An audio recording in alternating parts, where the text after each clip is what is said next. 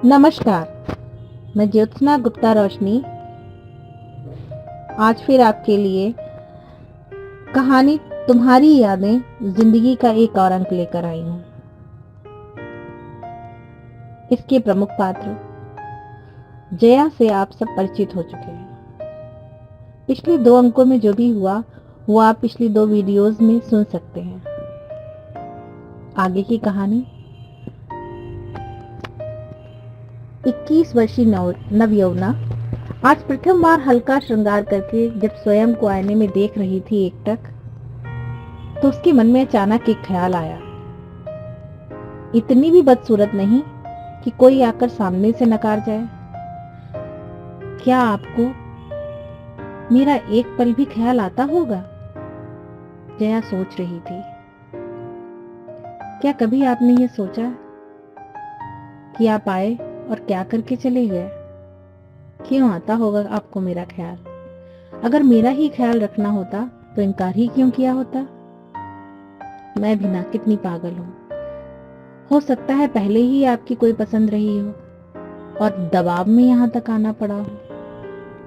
पर मैं ही क्यों भगवान मेरे साथ ही क्यों होने दिया? और होने दिया था तो बस ऐसे ही रहने देते मुझे? क्यों किसी और के साथ बांध रहे हो? कोई क्यों नहीं समझता लड़की का मन बहुत कोमल होता है, जो एक बार मुड़ जाए तो दूसरी ओर मोड़ने पर टूट जाता है। क्या मैं पापा से बात करके देखूं? शायद मेरी बात समझ सके।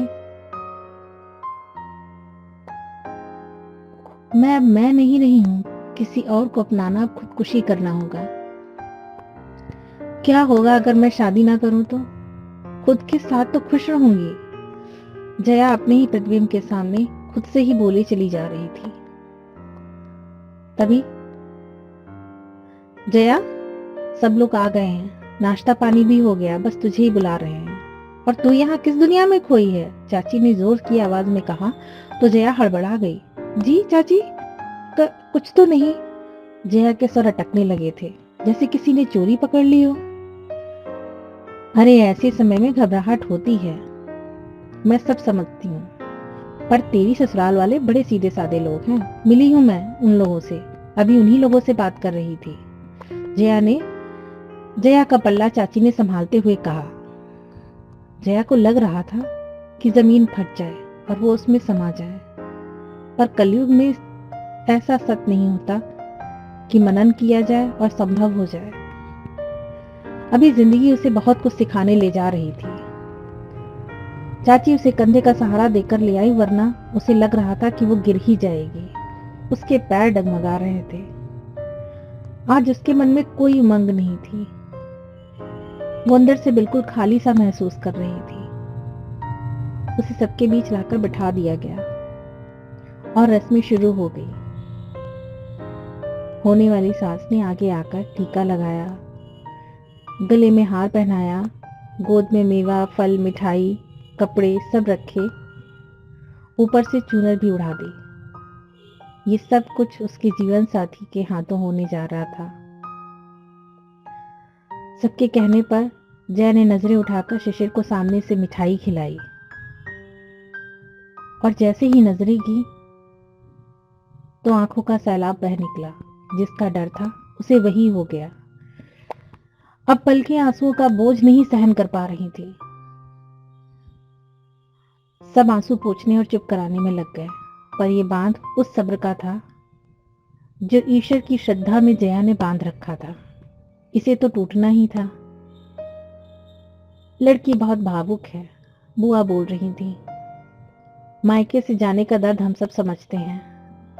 शिशिर की माँ भी बुआ की बात में हाँ मिला रही थी। जया को वहां से उठाकर पूजा घर में लाके बिठा दिया गया था।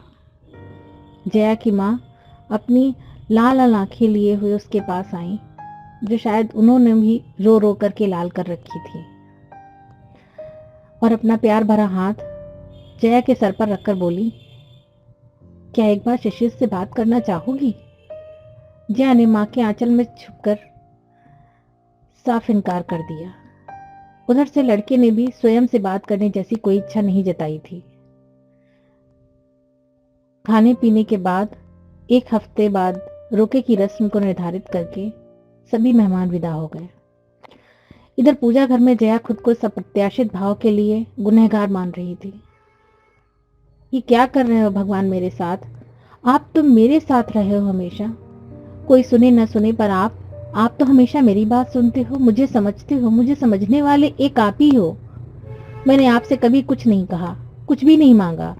जो जब जैसा मिला स्वीकार किया, तो अब जो भी दे रहे हो उसकी योग्य तो बना दो। उस इंसान का क्या दोष जो मुझे जीवन साथी बनाने जा रहा है? मेरी मदद करो, मेरी मदद करो और मेरी राह आसान कर दो। जया ये सब अपने से बोल ही रही थी कि तभी पापा ने जया को आवाज दी। जया जल्दी से कपड़े बदलकर पापा के कमरे में पहुंची तो वो कहने लगे, देखो जया, लड़के का परिवार बहुत अच्छा है। जीजी मुझसे बेहतर तुम्हारा सोचेंगी। अपने ही बच्चे की तरह तुम्हें भी मानती हैं। उन पर पूरा भरोसा है मुझे।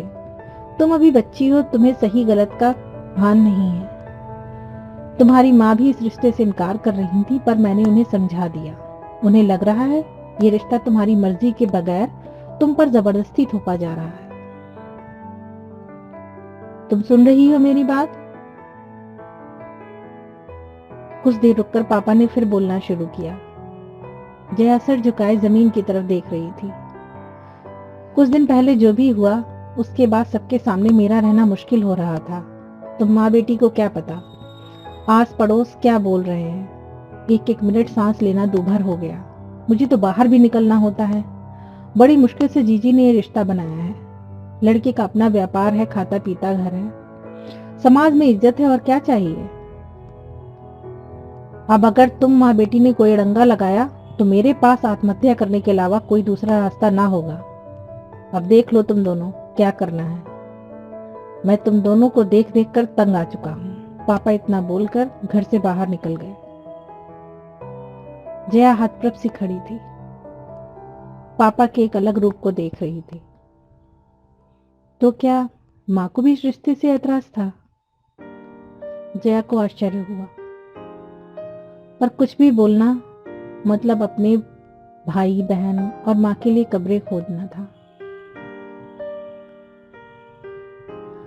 आज की कहानी यहीं तक। अगले भाग में देखिए जया खुद को किस तरह से अपने भावी जीवन के लिए तैयार करती है। जिंदगी क्या सच में सुखद रूप लेकर सामने आएगी, या जया के लिए एक नई परीक्षा की घड़ी आ रही है? सुनते हैं अगले भाग में। धन्यवाद। जया को आवाज दी। जया जल्दी से कपड़े बदलकर पापा के कमरे में पहुंची तो वो कहने लगे, देखो जया, लड़के का परिवार बहुत अच्छा है। जीजी मुझसे बेहतर तुम्हारा सोचेंगी। अपने ही बच्चे की तरह तुम्हें भी मानती हैं। उन पर पूरा भरोसा है मुझे। तुम अभी बच्ची हो, तुम्हें सही गलत का भान नहीं है। तुम्हारी माँ भी इस रिश्ते से इनकार कर रही थी, पर मैंने उन्हें समझा दिया। उन्हें लग रहा है ये रिश्ता तुम्हारी मर्जी के बगैर तुम पर जबरदस्ती थोपा जा रहा है। तुम सुन रही हो मेरी बात? कुछ देर रुककर पापा ने फिर बोलना शुरू किया। जया सर झुकाए जमीन की तरफ देख रही थी। कुछ दिन पहले जो भी हुआ, उसके बाद सबके सामने मेरा रहना मुश्किल हो रहा था। तुम माँ बेटी को क्या पता आस पड़ोस क्या बोल रहे हैं। एक एक मिनट सांस लेना दूभर हो गया। मुझे तो बाहर भी निकलना होता है। बड़ी मुश्किल से जीजी ने ये रिश्ता बनाया है। लड़के का अपना व्यापार है, खाता पीता घर है, समाज में इज्जत है, और क्या चाहिए। अब अगर तुम माँ बेटी ने कोई अड़ंगा लगाया तो मेरे पास आत्महत्या करने के अलावा कोई दूसरा रास्ता ना होगा। अब देख लो तुम दोनों क्या करना है। मैं तुम दोनों को देख देख कर तंग आ चुका हूँ। पापा इतना बोलकर घर से बाहर निकल गए। जया हतप्रभ सी खड़ी थी, पापा के एक अलग रूप को देख रही थी। तो क्या माँ को भी इस रिश्ते से ऐतराज था? जया को आश्चर्य हुआ, पर कुछ भी बोलना मतलब अपने भाई बहन और माँ के लिए कब्रें खोदना था। आज की कहानी यहीं तक। अगले भाग में देखिए जया खुद को किस तरह से अपने भावी जीवन के लिए तैयार करती है। जिंदगी क्या सच में सुखद रूप लेकर सामने आएगी या जया के लिए एक नई परीक्षा की घड़ी आ रही है। सुनते हैं अगले भाग में। धन्यवाद। था जया को आश्चर्य हुआ, पर कुछ भी बोलना मतलब अपने भाई बहन और माँ के लिए कब्रें खोदना था। आज की कहानी यहीं तक। अगले भाग में देखिए जया खुद को किस तरह से अपने भावी जीवन के लिए तैयार करती है। जिंदगी क्या सच में सुखद रूप लेकर सामने आएगी या जया के लिए एक नई परीक्षा की घड़ी आ रही है। सुनते हैं अगले भाग में। धन्यवाद। या जया के लिए एक नई परीक्षा की घड़ी आ रही है। सुनते हैं अगले भाग में।